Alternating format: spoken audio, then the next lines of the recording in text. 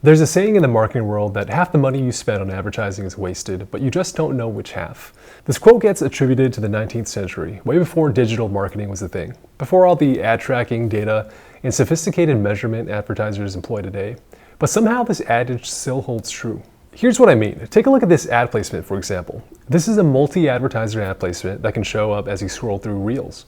You literally have 4 individual ads from 4 competing advertisers shown side by side at the same time. Now, what advertiser in their right mind would want to advertise here? The ads were designed to be full-screen interstitial ads, not crammed into less than a quarter of the screen.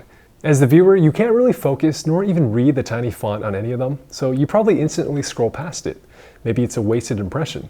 But Meta has turned your one impression into 4 billable impressions to 4 different advertisers, thereby maximizing their revenue at the expense of these advertisers potentially wasting some money. So what's going on here? Marketers all know that Meta, with its state-of-the-art ad targeting, is one of the absolute best platforms to advertise on. Meta can basically predict how people will react to different types of content and therefore show people ads that drive results for advertisers.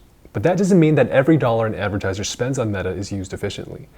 In the example of the multi-advertiser ad, I bet the majority of advertisers running it don't even know that it's happening or don't care, because the granular controls and transparency in ad inventory and what happens under the hood is intentionally obfuscated by the ad networks. That is just one piece of what we refer to as the advertising black box. So this video is an attempt to explain the advertising dynamics contributing to the black box. And by black box, I mean a system or process where you can see the inputs and the outputs, but generally are blind to anything in between. We'll break it down into 3 main areas. 1, the ad auction, 2, attribution, and 3, incentives. We need to start with how ad auctions work, because that is the underlying hidden mechanic behind how most digital ads are sold today. The average person isn't aware of it at all, and frankly a lot of advertisers can't really articulate what it is or just don't need to think about it, because it's a programmatic mechanic that takes care of everything for the advertiser. In effect, every time you're about to view an ad, your view, or impression as we call it, is being auctioned off to the highest bidding advertiser. Let's say, for example, you're scrolling down your Facebook feed. Right before you scroll to the next post, which is going to be an ad, Meta runs a real-time auction that takes place in milliseconds. Thousands of advertisers have already told Meta how much they're willing to pay for an impression like yours, so Meta crunches the numbers and picks the winner. Only unlike an open auction where you can see what everyone bids and the highest bidder wins, this is a closed auction where none of the bidders know what someone else is bidding, and it's not technically the highest bidder that wins. It's the bid that will generate the most value for the ad network that wins. The reason it is the way it is explained by the incentives that ad networks have. These ad networks, companies like Meta, Google, TikTok, AppLovin, etc., they're optimizing the system to maximize their revenue. So to extract the most money out of advertisers, they want to limit how much information is available. Think about the dynamic in a stereotypical live auction. As a bidder, you're reading the room and reacting to how others are bidding. You wouldn't raise your bid unless someone else does first, because you don't want to pay a penny more than you have to. And with all parties having maximal open information, the market clearing price should be very efficient in theory. A closed auction, on the other hand, forces the advertiser to go in blind. You can't know if you could have paid less because you don't know what others are paying. And in practice, even the rules of each ad network's auction are opaque, complex, and constantly changing. So advertisers tend to pay a higher than efficient price because the auction maker benefits as a result. Auction prices could be getting inflated and you would never know. For example, what happens when Google advertises its own products on Google? Or when TikTok gives its biggest advertisers some free ad credits. These are inflationary forces affecting the auction that are invisible to the participants. The takeaway here is that ad networks are incentivized to keep this hypothetical black box as much of a black box as possible. The informational asymmetry helps them, and to give up more data to advertisers would be to act against their own interests. That's not to say, though, that advertisers are getting screwed. These top ad networks are driving real results at scale, otherwise advertisers wouldn't use them. There's another component to the black box that's not the doing of the ad network directly, it's just the fundamental murkiness of marketing attribution. Attribution is a process of identifying what marketing campaign led to a specific customer's action. If you can accurately tie certain results back to what caused them, then you can start to quantify how effective your marketing channels really are. Marketers are constantly trying to measure this so they can allocate budget more efficiently. So say you're Nike. You have a huge international marketing team running thousands of campaigns concurrently year-round.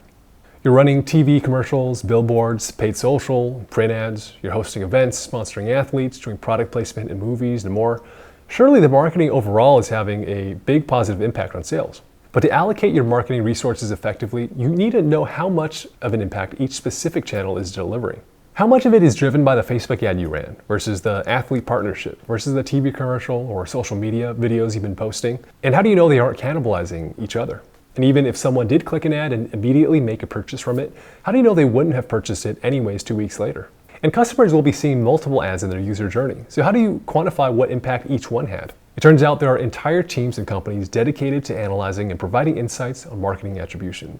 It's an incredibly technical and complex problem because the marketing ecosystem is just too complicated to completely decode. I guess to have a perfect answer or perfect data, you would have to go back in time and rerun someone's life to see what they would have done had they not seen an ad or seen something different, which obviously you can't do. And each customer's journey is unique, messy, and influenced by countless touchpoints that you often can't measure, like conversations with friends, seeing Nikes on the street, reading news articles that affect their opinion of the company one way or another. You just can't capture all of that in any model. So the best that advertisers can hope for is to approximate and directionally know enough of the picture to make informed decisions. That's why there often isn't even consensus within one marketing team as to how to interpret results.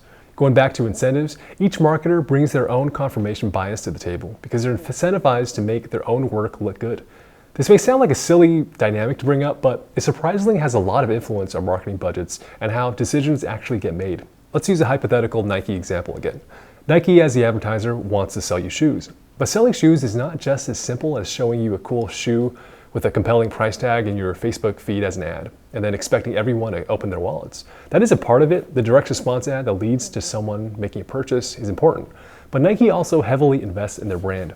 Over the long term, they know they need to tell their story and get you invested in them by sponsoring athletes, sports leagues, remaining culturally relevant, and perhaps by aligning themselves with causes that their customers care or avoiding things that customers don't care about.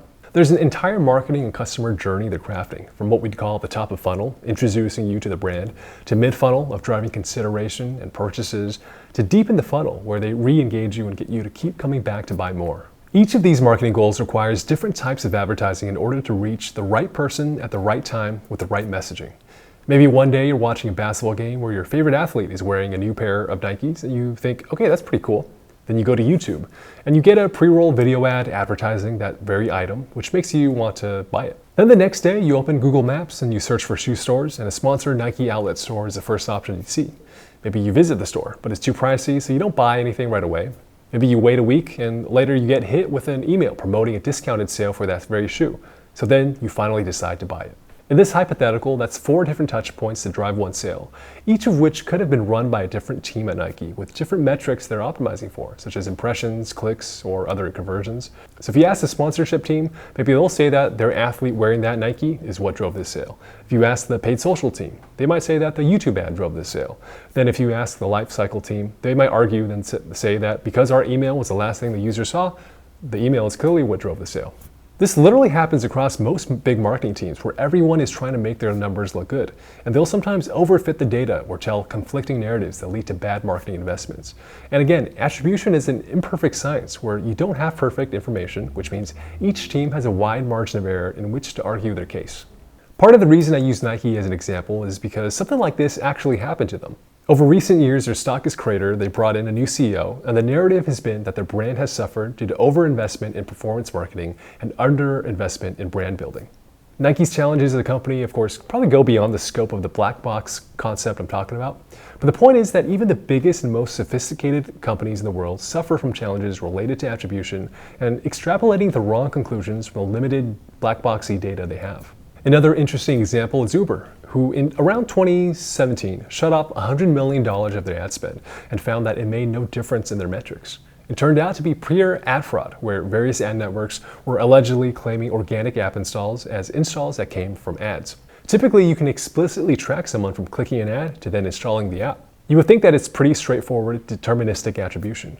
But if ad networks are faking clicks, then your data, of course, is going to be wrong and you'll start to invest more money into a channel that actually isn't working. The point here is that black boxes are more susceptible to bad actors because they can take advantage of the lack of transparency and abundance of complexity. And again, even the most sophisticated teams like Uber can fall prey to this. This is why ad networks are in an advantageous position. Let's say you're Meta, for example. You built a product that is incredibly addicting and data-rich. It has powerful network effects in drawing and retaining people. You command hours of each person's time each day through multiple products like the Facebook app, Instagram, WhatsApp, and more. You want to make money, but you also understand consumer psychology. You know most people wouldn't pay for a social media subscription, and in fact, you know you can make way more money off of them instead by serving ads. This is because the real money is in the pockets of the advertisers. So you keep your products free. In fact, Meta is willing to lose money to get their hardware and software into more people's hands because they'll reap that value back multiple times over through ads. So with all this data and cutting-edge technology, Meta builds the ultimate ad network with a simple and compelling value proposition. Any advertiser can just upload some ad creative and simply tell Meta what their business goal is, whether that's to generate awareness, page views, app installs, purchases, whatever it is that the advertiser is trying to achieve. Meta will handle everything else. It's sold to you under the guise of AI and algorithmic targeting. And in practice, it does really work like that, but it takes away the alpha, the edge that sophisticated advertisers used to have, and replaces it with something that gives ad networks even more control and more room to play within the black box. Companies big and small, from Nike to mom and pop shops, and marketers from any team, be it brand, performance, re-engagement, and more, they can all achieve their business objectives on one ad platform. It's a black box within a black box. And that's where it kind of comes full circle. My own background is in performance marketing, and I've spent a lot of time running ads, so I find myself oscillating between feeling really smart and really dumb, and there's a lot of cognitive dissonance in it. When the ads are performing well, it's easy to feel like it's because of something I did, like adding some compelling ad creative or developing some new campaign strategy. And when the ads don't perform, it's easy to feel like it's not my fault, that it's the ad network targeting algorithms not working well, or it's CPMs being too expensive. The black box nature of advertising makes good judgment, I think, all the more important, and even just the process of breaking down the black box, acknowledging that there are indeed things that you can't have perfect information on, I think that lets you be a little more aware as an advertiser and a little more cautious in the right places. Lastly, as technology evolves, for example, when AI products become the norm and ChatGPT starts to monetize primarily through ads, it's good to think about what that new form of black box is going to take under AI.